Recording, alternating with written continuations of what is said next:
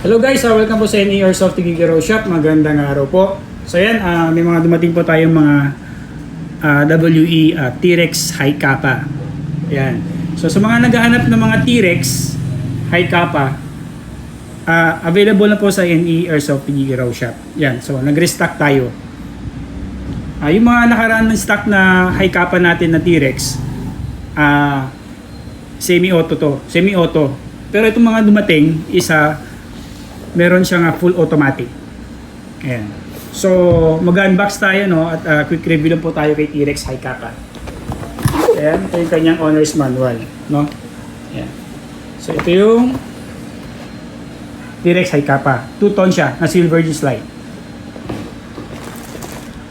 Unbox natin. So, ayan.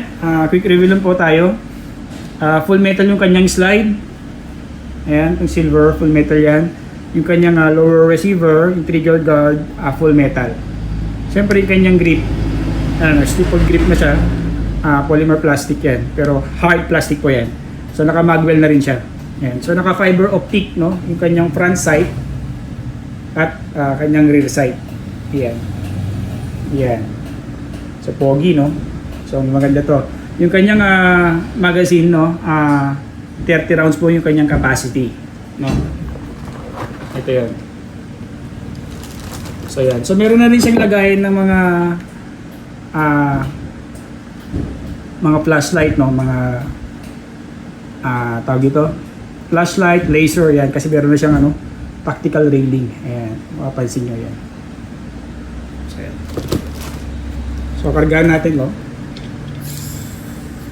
Actually to, hindi na tayo maglagay ng kanyang bibis, no? Kasi gas operated siya, kahit wala siyang bala, pumuputok pa rin to.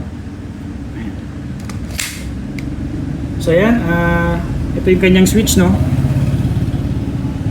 Ayan. So kasan natin.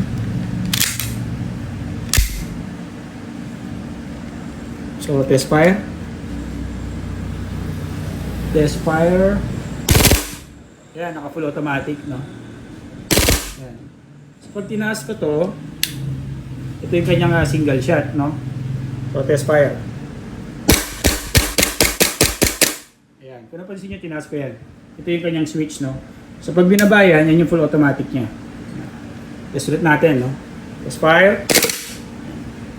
Wala lang gas, no? So yan, mga sir, no?